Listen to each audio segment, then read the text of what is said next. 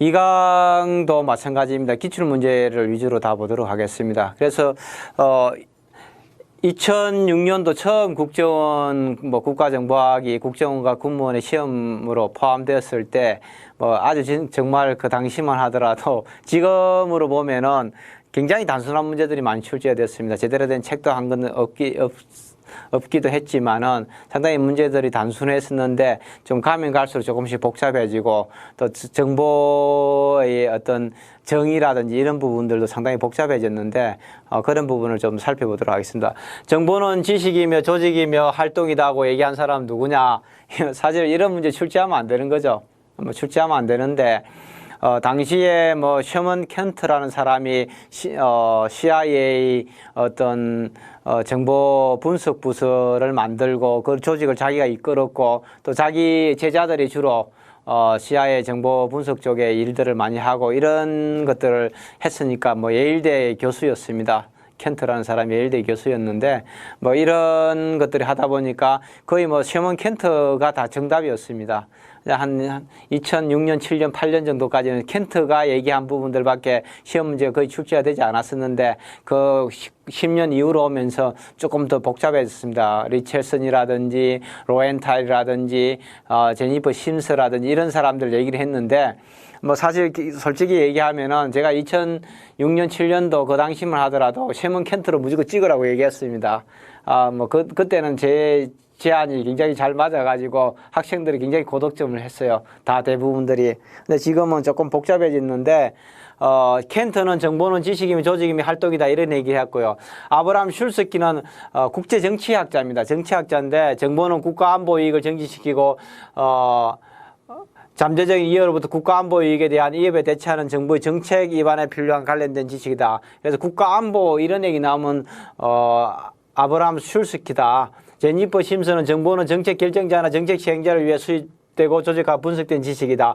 로엔탈은 정보는 정책 결정자의 필요에 부응하는 지식을 말하며 이를 위해 수집되고 가공된 것이다.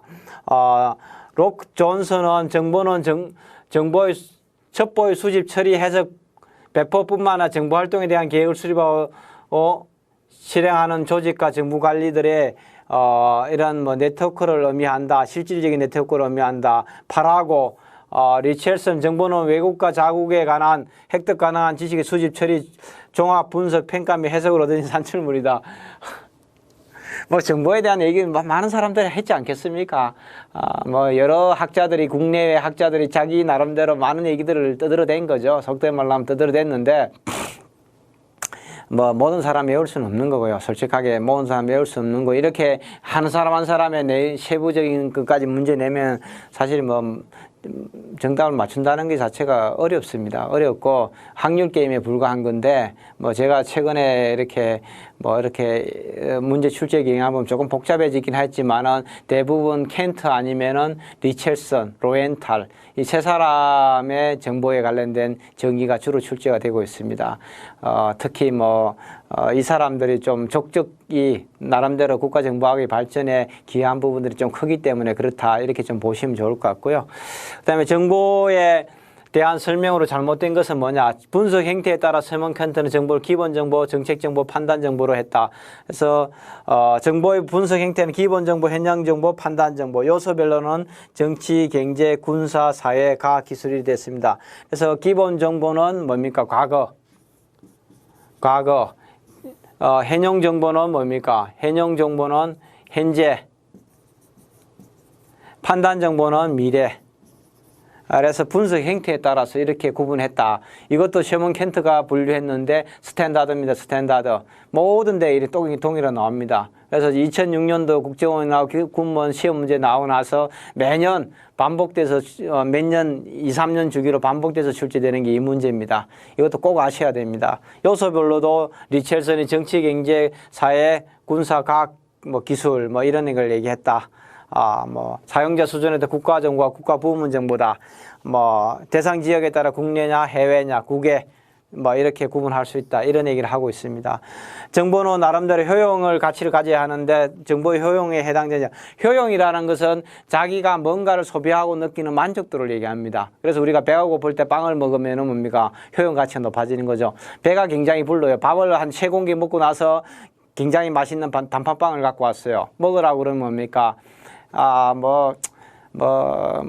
갖다 준 사람 성의를 봐서 먹기는 1개는 먹겠는데 2개, 3개 먹으라고 하면 배가 터지는데 뭡니까? 기분이 나빠지기 시작하는 거죠. 효용 가치가 떨어지는 겁니다. 한계 효용의 법칙, 이런 게 경제학에서 많은 얘기를 하는데 효용이라는 게 만족도입니다. 만족도. 그래서 내가 배고플 때 시간 효용입니다. 통제. 내가 빵을 10개 중에 내가 5개를 가지고 10개를 가지고 친구를 하나씩 나눠주고 내가 마음대로 통제 관리할 수 있을 때 그때 만족도가 높아지는 거예요. 빵 쌓아놓고 누구나 먹을 수, 탁자에 있는 빵을 누구나 먹을 수 있으면 내 만족도는 떨어지는 거예요. 내가 그걸 10개를 내 품 안에 안고 있다가 1개씩 다른 사람들한테 나눠줄 수 있으면 일단 기분이 좋아지는 거죠. 뭐 제가 그 세디스트라 이런 정신병자가 아니고 일반적으로 사람들이 그렇다는 얘기입니다. 그 다음에 행태. 통상적으로 뭡니까? 빵은 둥근 빵이라는 거죠. 사람들이 가장 포만감을 많이 느끼고 시각적으로 만족감을 느끼는 게 빵은 둥근 빵입니다. 그래서 네모빵이 없는 거예요. 물론 요즘 뭐 이상한 빵들이 나오게 된 네모빵도 있지만 거의 빵이 다 둥근 것들이 가장 크게 보이고 가장 원만해 보이고 가장 뭡니까? 시각적으로 좋은 게 둥근 거기 때문에 빵은 둥근 게 되어 있습니다. 역사하고는 관계없습니다. 역사와는 전혀 관계없습니다. 그래서 효용이 도대체 뭐냐? 뭐 경제학에서 갖고 오는 그런 용어들인데 그래서 시간, 통제, 형태 뭐 이런 부분들이 있다. 그래서 소유, 내가 더 많이 가져면 접근하는 것들 그건 뭡니까? 빵을 갖다가 저 꼭대기에 올려가고 사다리를 넣어야 내가 그 빵을 꺼내서 먹을 수 있으면 기분이 나쁜 거죠. 배고픈데 그냥 내 탁자 위에 올려 있는 빵을 내가 언제든지 가질 수 있으면 뭡니까? 접근이 편하면은 만족도가 높아지는 거죠.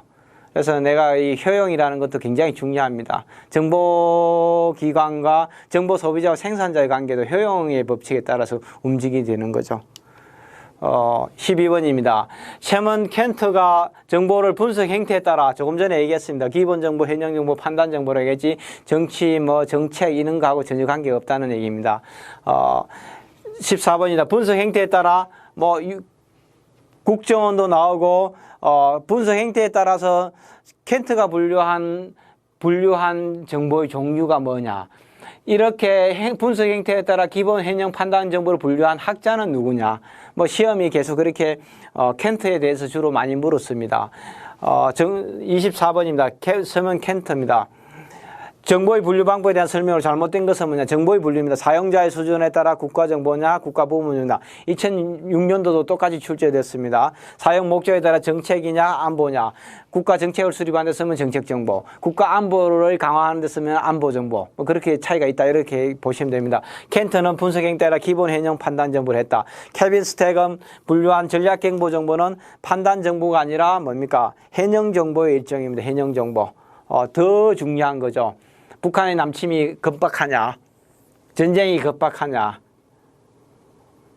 우리가 데프콘이라든지 워치콘이라든지 이런 것들을 운영을 하고 있는데 그게 개수가 몇 개 이상 넘었으면은 전쟁이 D-1일, D 이렇게 얘기하면서 전쟁이 일어날 확률이 높아지는 거죠. 기본적으로 평상시에 북한군이 훈련하고 이런 것들 다 그런 정보들을 수집해서 워치콘이나 데프콘을 객상하고 하는 것들이 뭡니까? 이런 게 전략 경보 정보들입니다. 이것은 현역 정보죠. 예측 정보는 뭡니까? 판단 정보와는 미래를 얘기하는 겁니다. 미래. 그래서 판단 정보가 아니라 뭡니까? 이렇게 현역 정보다.